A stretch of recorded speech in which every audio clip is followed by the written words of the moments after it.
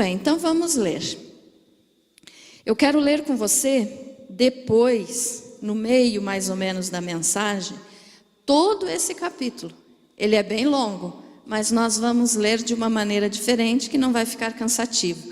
Então agora, vamos ler apenas o versículo 1 e 2.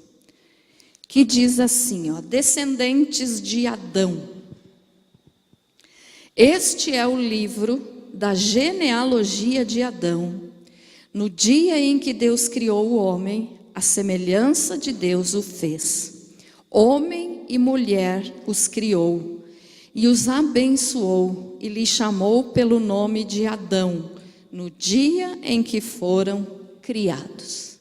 Amém? Feche teu olho mais um pouquinho. Querido Deus, obrigada, Senhor, mais uma vez eu te agradeço pela vida, porque o Senhor nos dá a vida. E obrigada porque eu sei que o Senhor está aqui conosco através do teu Santo Espírito.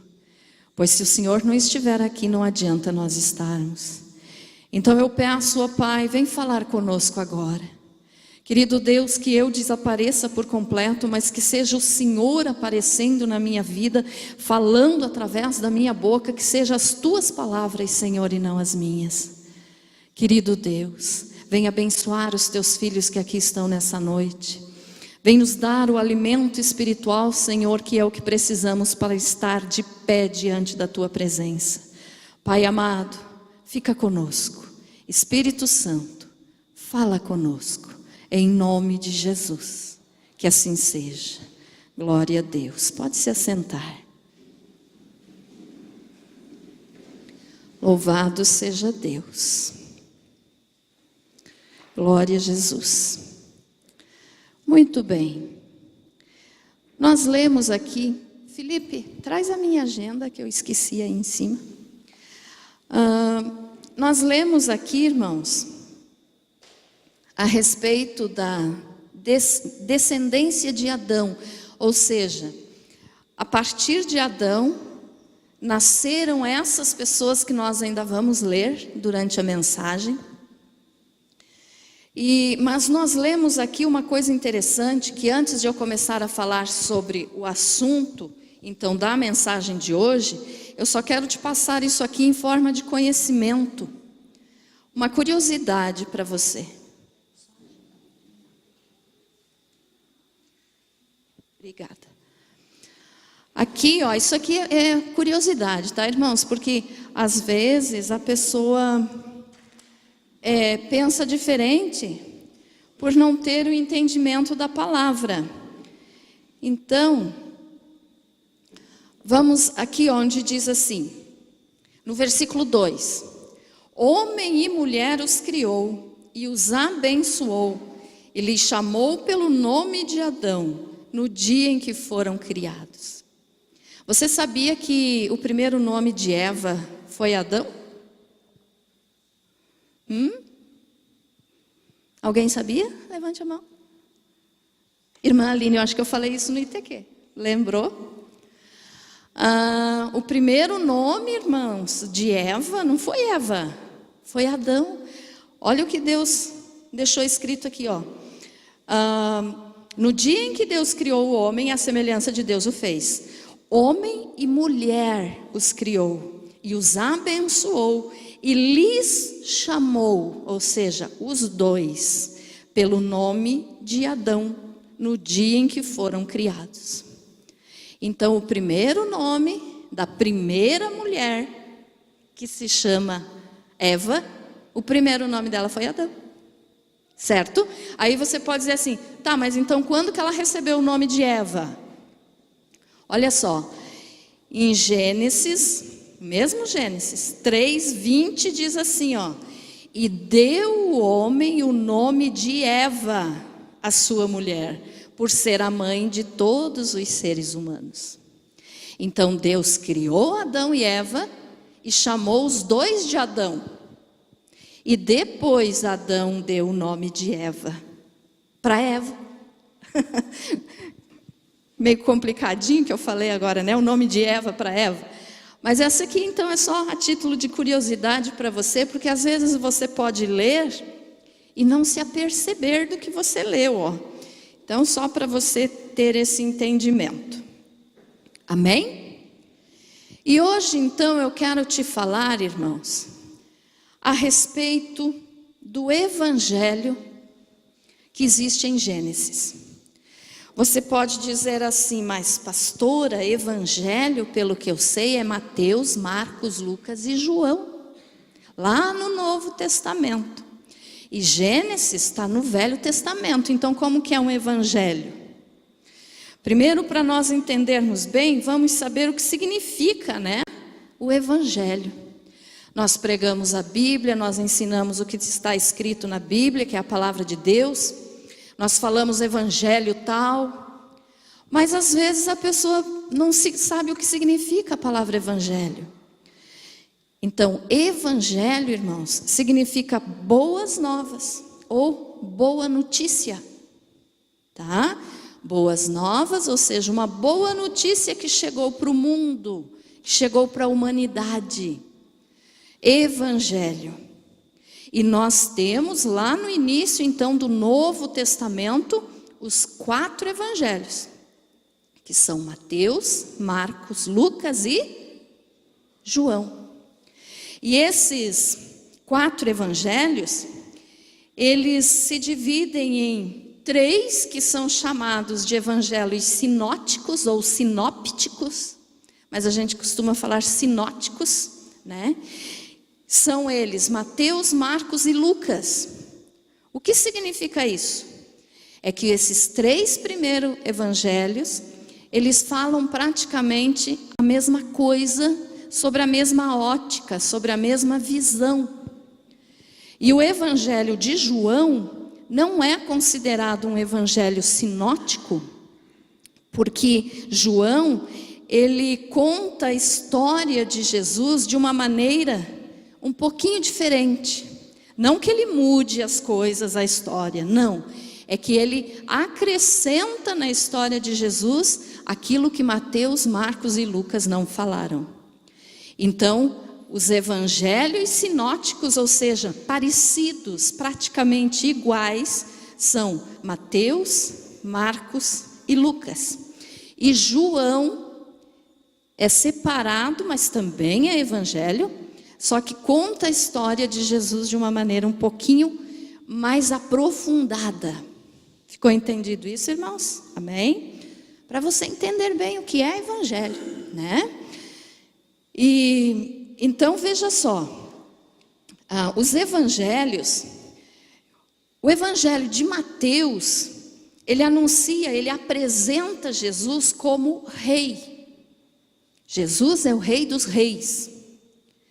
O evangelho de Marcos apresenta Jesus como servo, aquele que se fez homem, deixou a sua glória no céu, para poder vir aqui nesse mundo, como homem, se fazer servo, ou seja, vir ajudar, vir morrer no nosso lugar. Então ele se fez servo para nós, nos dando o exemplo de que nós temos que ser servos uns dos outros. O que é isso? Tem até um ditado, agora não sei se eu vou lembrar bem dele, mas tem um ditado que diz assim: a pessoa que não serve para servir, não serve para viver. É uma coisa assim, né? Jesus nos deu esse exemplo. Ele, sendo Deus, se fez homem para nos servir. Ou seja, ele se fez servo para poder nos salvar. Então, Marcos apresenta Jesus assim, como servo. Lucas, o médico, né? Lucas era médico. Ele apresenta Jesus como homem perfeito. Jesus, o filho do homem. O que é isso? Aquele que se fez homem, deixou a glória e veio para morrer por nós neste mundo. Então, os 3 primeiros evangelhos apresentam Jesus assim: como rei, como servo e como homem perfeito. Então eles têm a mensagem parecida, olhando tendo um mesmo olhar do evangelho. Esses 3 são praticamente iguais. Mas João João apresenta Jesus como o Filho de Deus. Então o que é? João apresenta Jesus como Deus. Amém, irmãos? Então os 4 evangelhos falam a mesma coisa, mas João apresenta Jesus como Filho de Deus, ou seja, ele se aprofunda mais na essência divina de Jesus. Amém? Ficou entendido isso? Graças a Deus. Então veja só, e o que o evangelho em si, o que essa boa notícia nos traz? Essa boa notícia, ou essas boas novas, são muito importantes para nós e para toda a humanidade, porque é através do evangelho que nós temos a esperança. Esperança em quê? Na eternidade. Amém? Então olha só, nós temos a esperança de que o Senhor Jesus virá. E eu, como sempre eu estou falando para vocês, então o arrebatamento é o próximo evento mundial que vai acontecer. É o arrebatamento, pode ser hoje, amanhã, daqui 1 ano, 10 anos, eu não sei, mas é o próximo evento no calendário de Deus. A coisa mais importante que está para acontecer é o arrebatamento da igreja. Então eu acredito que vai ser logo, não vai demorar 10 anos. Que bom se não demorar nem 1 ano, né? Então é o próximo evento que vai acontecer. E como que a gente sabe disso? Através dos evangelhos, do evangelho, da boa notícia. Então o evangelho é essa boa notícia que nos traz esperança. Esperança como? O mundo hoje está cheio de problema, de dificuldade. Você tem problemas, você tem dificuldades, você tem coisas a vencer, né? Todos nós temos problemas. E através da mensagem, então, que vem do próprio Deus, através dessa boa notícia que é o evangelho, nós recebemos esperança e certeza de que o Senhor Jesus vai vir nos buscar para nos tirar desses problemas. Amém? Tem uma linha, irmãos, de estudo dentro da teologia, geralmente os calvinistas falam isso, que diz assim, que aqueles que esperam muito pelo arrebatamento é porque querem querem escapar de problemas. Alguns ainda dizem assim, são covardes, querem fugir dos problemas. Mas qual é o problema que o arrebatamento não vai resolver? Então eu sou uma que espero muito pelo momento do arrebatamento, queria que acontecesse hoje. E com certeza, podem me chamar de covarde, mas não é para se escapar do problema, é por estar com Jesus. Mas alguns dizem assim, os pré-tribulacionistas, ou seja, que dizem, como eu digo e ensino para vocês, que o arrebatamento vai acontecer antes do período dos 7 anos da tribulação, eles dizem então, os pré-tribulacionistas são covardes, porque não querem passar pela tribulação. Mas é claro que eu não quero, né? Podem chamar de covarde, mas eu não quero ficar para sofrer na mão do anticristo. Então é através do evangelho que a gente recebe essa notícia. Jesus está voltando.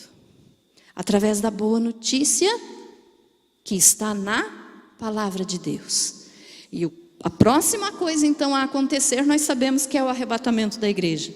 Então nós recebemos essa esperança e estamos confiando que esse momento vai acontecer em breve. Graças a Deus, né? Uma outra coisa que nós podemos entender através do evangelho é que Deus trouxe a salvação ao mundo. Quando Adão e Eva pecaram, então, a humanidade ficou separada de Deus por um grande abismo. O pecado separa a pessoa de Deus. Então, através do evangelho, nós temos o entendimento. Jesus veio e fez a ligação novamente entre Deus e o ser humano. Aquele abismo que existia entre nós, para aquele que aceitou Jesus, é claro, não existe mais. Aquele que ainda está longe da presença de Deus, que ainda está no mundo, que ainda não conhece o Evangelho, ainda está separado de Deus por esse grande abismo que é o pecado. Mas nós que já conhecemos a palavra, podemos saber através do Evangelho de que nós já estamos próximos a Deus, porque Jesus nos uniu novamente ao Pai. Amém? Então essa é outra coisa que nós entendemos através dos Evangelhos. Nós também temos o entendimento de que o mal foi destruído. Pastora, mas como que o mal foi destruído? Tanta coisa ruim ainda que acontece por aí. Ainda acontece, mas já foi destruído na cruz. E vai chegar o momento então em que Jesus vai de vez colocar Satanás no lago de fogo, para daí ele nunca mais incomodar ninguém. Então nós, através de conhecer a palavra de Deus, nós sabemos que o mal já foi vencido. Só está chegando o tempo de ele ser condenado. Mas Jesus já venceu o diabo. Jesus já venceu o mal. Quando ele morreu na cruz, então ele venceu Satanás. Por isso que Satanás fazia de tudo para evitar que Jesus chegasse na cruz. Tem gente que acha que foi Satanás que matou Jesus na cruz. O diabo conseguiu matar Jesus. Não, Jesus deu a vida dele. Quando Jesus morreu na cruz, o diabo tremeu, porque daí ele sabia que ele estava condenado. Ele fez de tudo para matar Jesus antes de Jesus chegar na cruz. Desde que Jesus nasceu, ele já usou o rei Herodes para fazer a matança dos inocentes, porque ele queria matar Jesus ali junto. E em todos os dias da vida de Jesus, ele queria matar Jesus. Ele tentou Jesus para fazer Jesus pecar, porque se Jesus pecasse, aí então o sacrifício de Jesus não teria valor. Mas Jesus nunca pecou. E graças a Deus, porque Jesus nunca pecou, então ele venceu o mal. E isso nós entendemos através do Evangelho, nós entendemos através do que a palavra do Senhor nos ensina. Nós sabemos também que através de Jesus, o do seu sacrifício, nós somos perdoados. Amém? Então nós somos perdoados. Como assim? Vamos ser pecadores até o momento do arrebatamento ou que nós sairmos dessa vida. Se nós morrermos antes do arrebatamento, e quando o momento que nós nos encontrarmos com o Pai, aí então nós não vamos mais pecar. Porque quando sairmos dessa vida não vamos mais pecar, porque daí vamos receber o corpo glorificado. Então daí o pecado não vai mais nos incomodar. Mas enquanto estamos aqui, até Jesus vir nos buscar, ou no arrebatamento, ou se nós sairmos dessa vida antes, ainda somos pecadores. Mas com uma diferença: somos pecadores remidos, lavados pelo sangue de Jesus. Então o pecado do cristão deve ser aquele pecado por acidente. Como assim? Eu não quero pecar. O cristão não quer pecar. Então, mas de repente você fez uma coisa errada. E aquilo te dói muito, dói na alma. E aí o que é que você faz? Vai para a presença de Deus e diz: Pai, eu pequei, me perdoa em nome de Jesus. E no mesmo momento, Ele nos perdoa. Por quê? Porque Ele não enxerga mais o nosso pecado. Ele enxerga em nós o sangue de Jesus, nos cobrindo. Amém? Então, esse conhecimento nós temos através do Evangelho, que é a boa notícia, que é a notícia de salvação. Aí então você pode pensar assim, tem pessoas que pensam assim: tá, então se o Evangelho é só no Novo Testamento, né? Mateus, Marcos, Lucas e João, então o Antigo Testamento perdeu o valor. Tem pessoas que acham isso, que o Antigo Testamento perdeu o valor. Não preciso nem ler o Antigo Testamento, porque agora é diferente, agora não é mais a lei, agora é a graça. Porque quando Jesus veio, então nós iniciamos o período da graça, o período da igreja, que é esse período que nós estamos vivendo, a dispensação da graça. Mas na realidade, irmãos, o Velho Testamento não perdeu o valor, não. Nem uma vírgulazinha sequer. Porque todo o Velho Testamento anunciava a vinda e a chegada de Jesus. Então todo o Velho Testamento anunciava Jesus, mostrava que um dia Jesus viria. E não perdeu o valor, a lei de Deus não perdeu o valor. Por quê? Porque a lei de Deus, a palavra de Deus, os mandamentos do Senhor, é a direção que nós temos para seguir. Então não perdeu o valor, tudo que está escrito na Bíblia, desde a primeira palavrinha ali do Gênesis 1, quando diz assim, no princípio. Desde aqui até a última palavra no livro do Apocalipse, tudo vale e sempre vai valer. Porque passarão os céus e a terra, mas a minha palavra não passará. Foi o que Jesus falou, né? Então o Velho Testamento tem todo o valor. Tem pessoas que acham que não precisa nem ler, só vou ler o Novo Testamento. Não, leia o Novo Testamento sim, mas leia também o Velho Testamento. Porque é através do Velho Testamento que nós entendemos muitas coisas que aconteceram no Novo. Amém? Ficou claro isso? Amém? Então veja só. E como o Velho Testamento era a lei, né, vamos dizer assim, conhecido como a lei de Moisés, nós podemos entender que ela ainda é válida e sempre será, porque é a palavra de Deus. E tem um detalhe, Deus trata através da lei com as pessoas que rejeitaram a graça. Então aquela pessoa que rejeita Jesus, que não quer saber de Jesus, que não quer saber do sacrifício de Jesus, que morreu por nós para nos salvar, Deus vai tratar com essa pessoa com a lei. Aquela lei que diz olho por olho, dente por dente, a pessoa que não quer Jesus vai ser tratado, vai se acertar com Deus através da lei. Mas aquele que já aceitou Jesus vai ser tratado com graça. Mas não significa que a graça seja menos importante do que a lei. Ou que a lei seja menos importante do que a graça. As duas são palavra do Senhor. As duas são mandamento do Senhor. São importantes. Tanto a lei quanto a graça.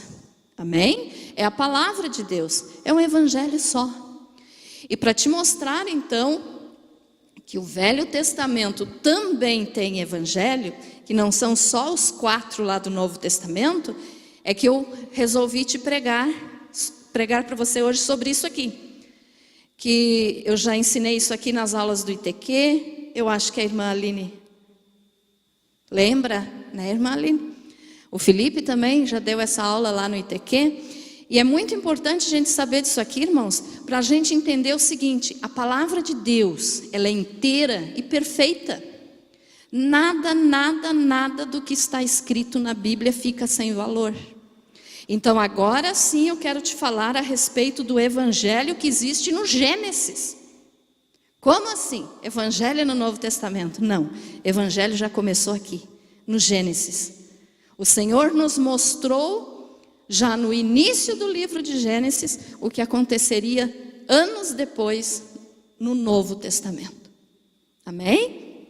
Agora eu quero que você acompanhe comigo aí a leitura. E como é extensa essa leitura, mas é necessário nós fazermos ela, eu vou pedir a tua ajuda. Cada vez que eu terminar um versículo aqui, vai ter a seguinte palavra, e morreu. Esse e morreu eu quero que vocês falem, bem alto, tá bom? Já vamos treinar, quer ver? Então diz assim, este é o livro da genealogia de Adão, no dia em que Deus criou o homem, a semelhança de Deus o fez. Homem e mulher os criou e os abençoou e lhes chamou pelo nome de Adão no dia em que foram criados. Viveu Adão 130 anos e gerou um filho à sua semelhança, conforme a sua imagem, e lhe chamou Sete. Depois que gerou a Sete, viveu Adão 800 anos e teve filhos e filhas. Os dias todos da vida de Adão foram 930 anos. E? Tem que ser mais alto. Aí... Sete viveu 105 anos e gerou a Enos. Depois que gerou a Enos, viveu Sete 807 anos e teve filhos e filhas. Todos os dias de Sete foram 912 anos e morreu. Enos viveu 90 anos e gerou a Cainã. Depois que gerou a Cainã, viveu Enos 815 anos e teve filhos e filhas. Todos os dias de Enos foram 905 anos e... Vocês estão enfraquecendo já. Mais forte esse morreu. Cainã viveu 70 anos e gerou a Maalalel. Depois que gerou a Maalalel, viveu Cainã 840 anos e teve filhos e filhas. Todos os dias de Cainã foram 910 anos. E? Aí, agora ficou mais forte, não desanime. Maalalel viveu 65 anos e gerou a Jared. Depois que gerou a Jared, viveu Maalalel 830 anos e teve filhos e filhas. Todos os dias de Maalalel foram 895 anos e Jared viveu 162 anos e gerou a Enoque. Depois que gerou a Enoque, viveu Jared 800 anos e teve filhos e filhas. Todos os dias de Jared foram 962 anos e Enoque viveu 65 anos e gerou a Metusalém. Andou Enoque com Deus e depois que gerou a Metusalém, viveu 300 anos e teve filhos e filhas. Todos os dias de Enoque foram 365 anos. Andou Enoque com Deus e já não era, porque Deus o tomou para si. Então olha só, Enoque não morreu. Enoque não morreu, ele está vivo ainda hoje, porque ele foi arrebatado vivo ao céu. Então Enoque viveu com Deus. Metusalém ou Matusalém, conforme dizer aí na tua Bíblia, é o mesmo. Viveu 187 anos e gerou a Lameque. Depois que gerou a Lameque, viveu Matusalém 782 anos e teve filhos e filhas. Todos os dias de Matusalém foram 969 anos. E Lameque viveu 182 anos e gerou um filho. Pôs-lhe o nome de Noé, dizendo: Este nos consolará dos nossos trabalhos e das fadigas de nossas mãos, nesta terra que o Senhor amaldiçoou. Depois que gerou a Noé, viveu Lameque 595 anos e teve filhos e filhas. Todos os dias de Lameque foram 777 anos e era Noé da idade de 500 anos e gerou a Sem, Cã e Jafé. Amém? Deu de secar a garganta, né? Então, você pode dizer assim: pastora, o que é que isso tem a ver comigo? O que é que esses nomes complicados têm a ver com a minha vida espiritual, com a minha fé? O que me importa saber quem era filho de quem ou quantos anos cada um viveu? O que isso vai me ajudar? Mas olha só, irmãos, eu falei para vocês que na Bíblia tudo tem seu valor. Nada do que está escrito na Bíblia você pode dizer assim: isso aí não é importante para mim. Não é verdade. E esse texto que nós lemos aqui é o texto de genealogia. O que é isso? é justamente contar quem foi filho de quem foi pai de quem. E às vezes, quando você abre a Bíblia para ler lá na tua casa, se cair em uma dessas genealogias, você pode dizer assim: acho que Deus hoje não quer falar comigo. O que isso aqui vai me ajudar? O que adianta eu saber que Lameque viveu 182 anos? O que isso me importa? Daí você vai em outro lugar e procura uma palavra que te agrada. Não é assim? Já não aconteceu isso com você? Já, irmão Rocha? Já? Então, já, irmã Saulita? Já? Então, a gente diz assim: Deus não está me dizendo nada através disso aqui. Mas não é verdade. Aqui está o primeiro evangelho da Bíblia Sagrada, da palavra de Deus, e você já vai entender como isso. Olha só, cada um desses nomes aqui que nós lemos, porque na cultura judaica o nome tem um significado muito importante. Sempre assim, cada nome na cultura judaica tinha um significado. Por exemplo, Nabal. Nabal significa louco. E o homem que tinha esse nome na história aqui da Bíblia era realmente um doido, um louco, insensato. Então o nome revelava o que a pessoa é. Davi, o rei Davi significa amado. E o rei Davi era uma pessoa assim, ele tinha um amor muito grande por Deus e foi muito usado por Deus, tanto que foi chamado de o homem segundo o coração de Deus.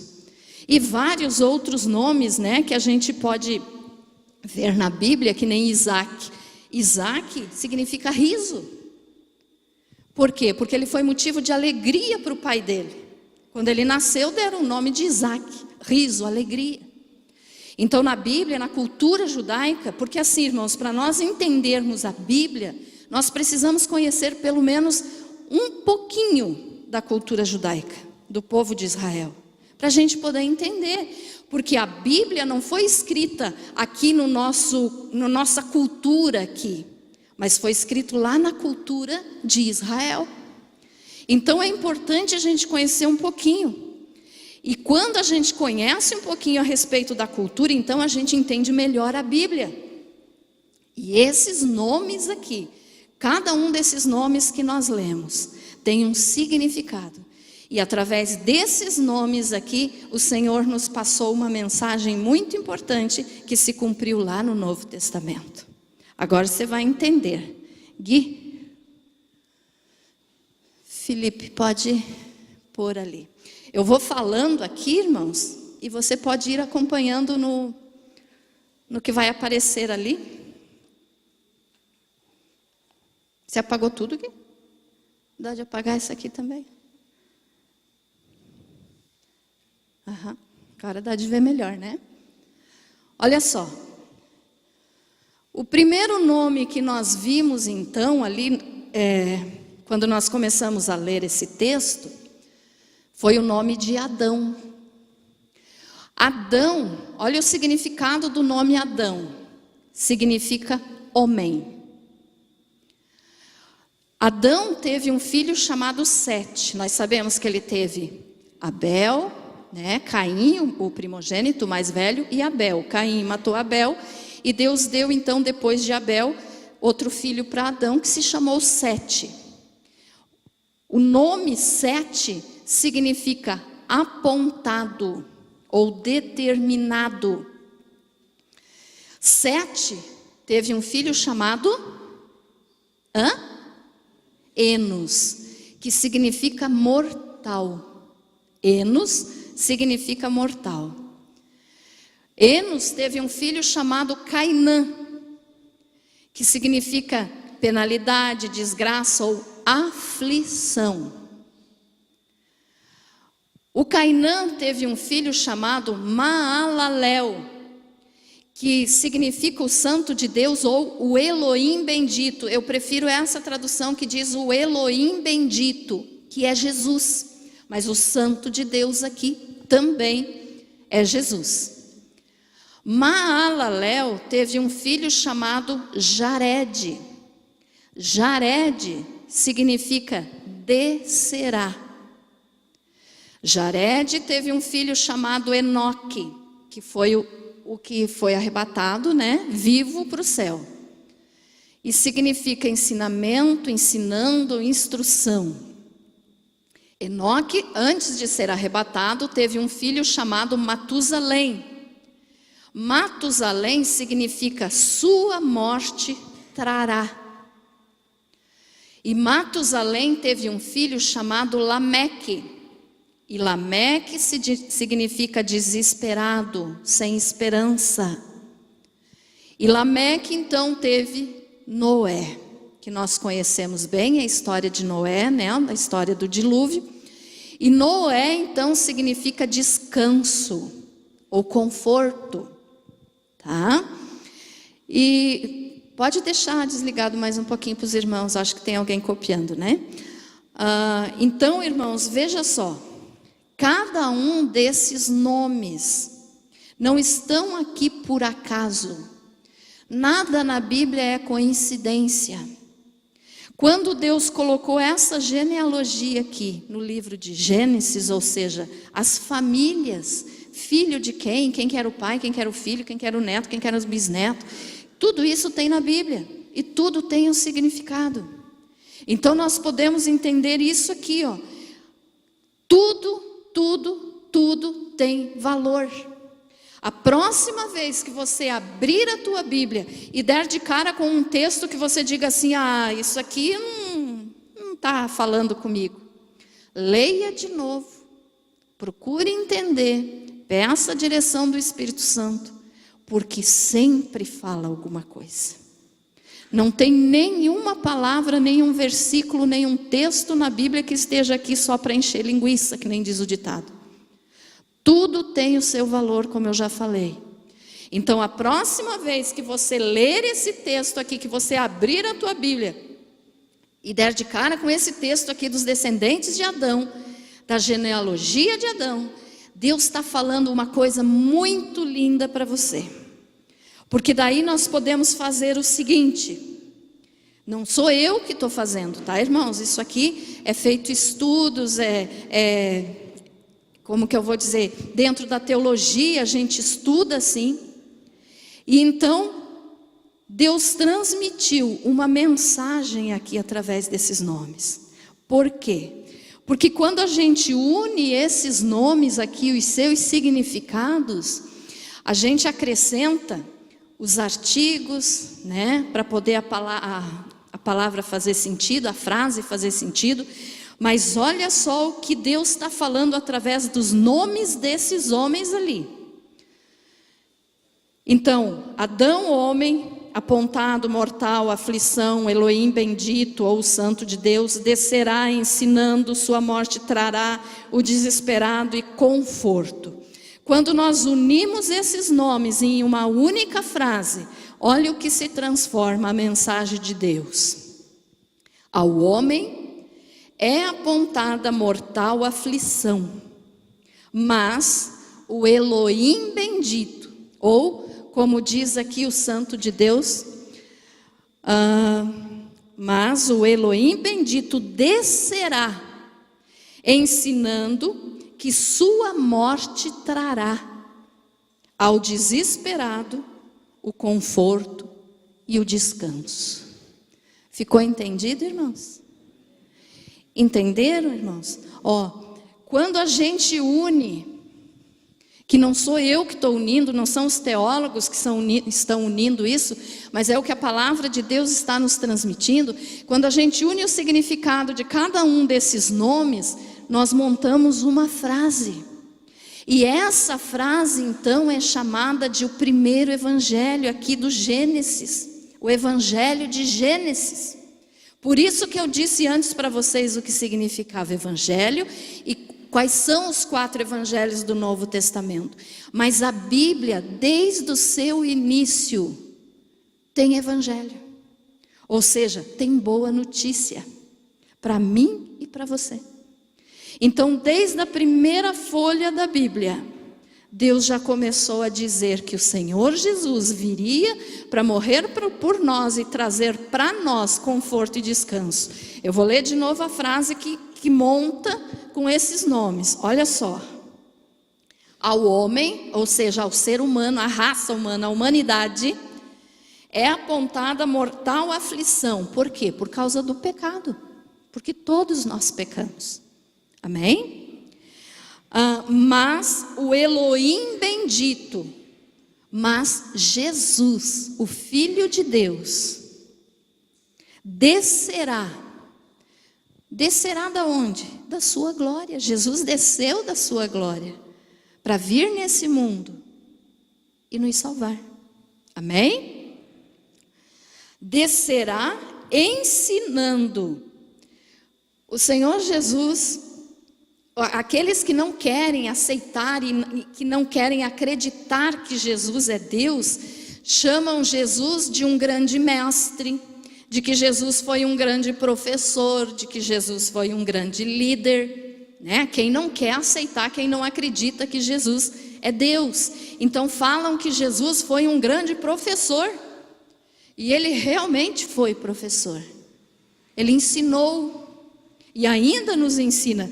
Então aqui está dizendo, ó, o Elohim bendito descerá, ou seja, virá do céu, e vai ensinar que a sua morte trará ao desesperado.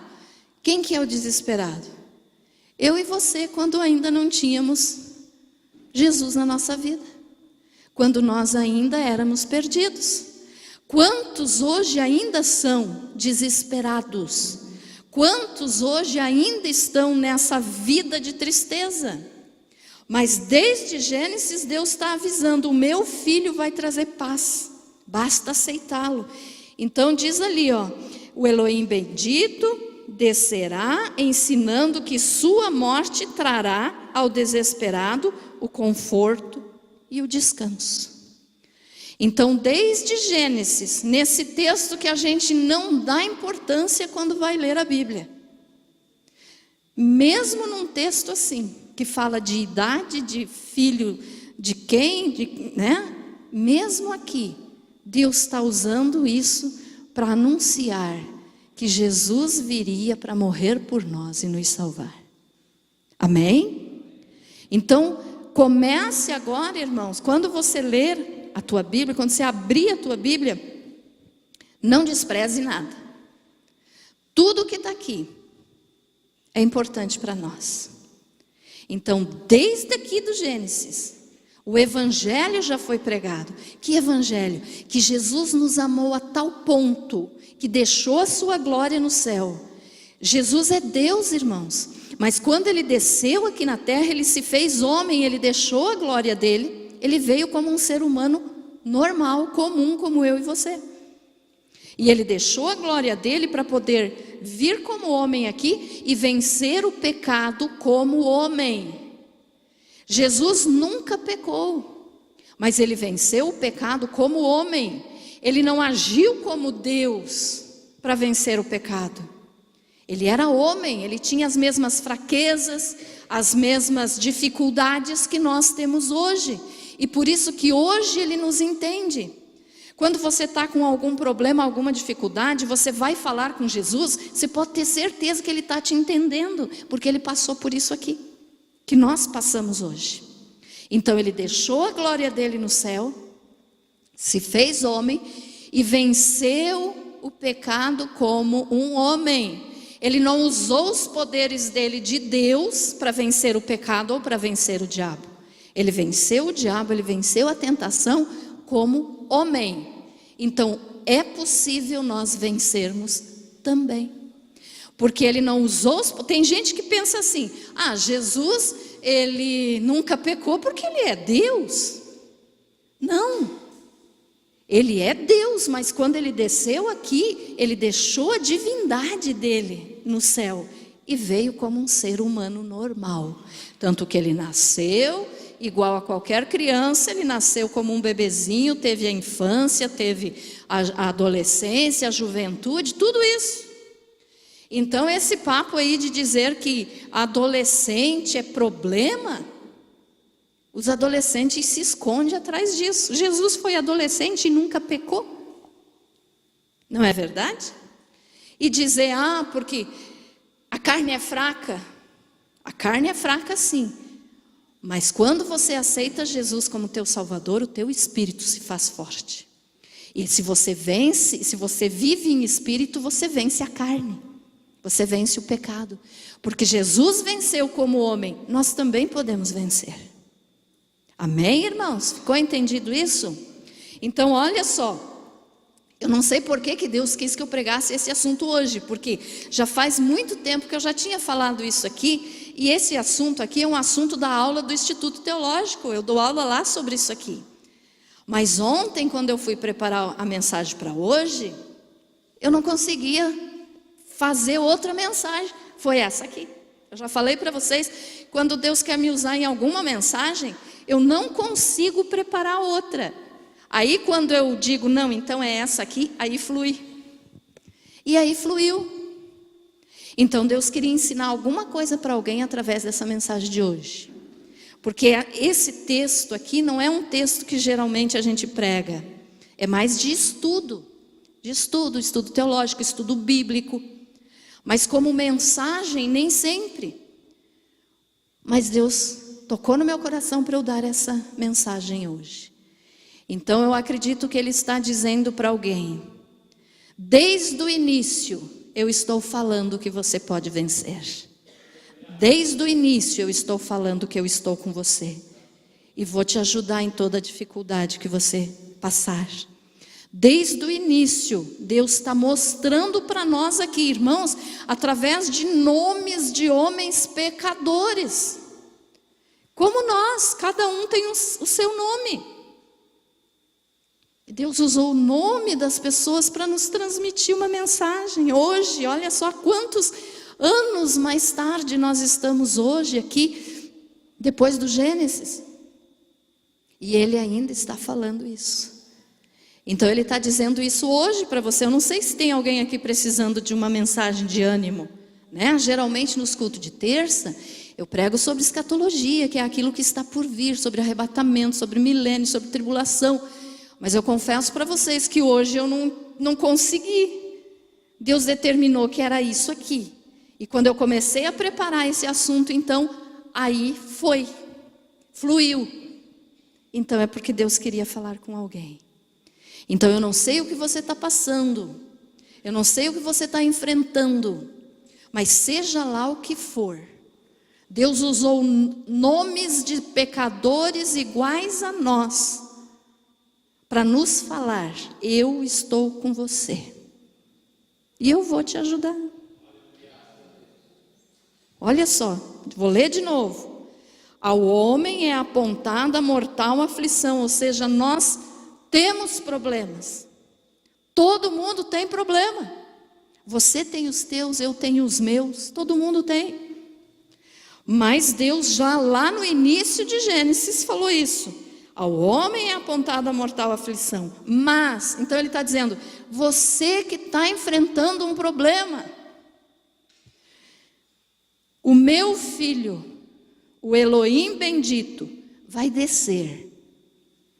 E vai te ensinar que a morte dele vai trazer para você que está desesperado o conforto e o descanso.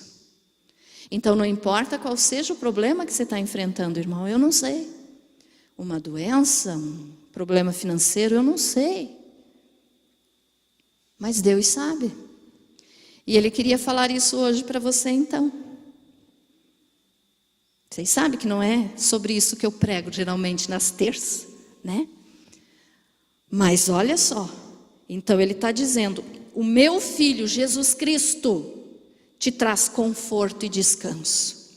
Enquanto estamos nessa vida, sempre vamos ter problemas. Mas no meio dos problemas, Ele nos dá descanso.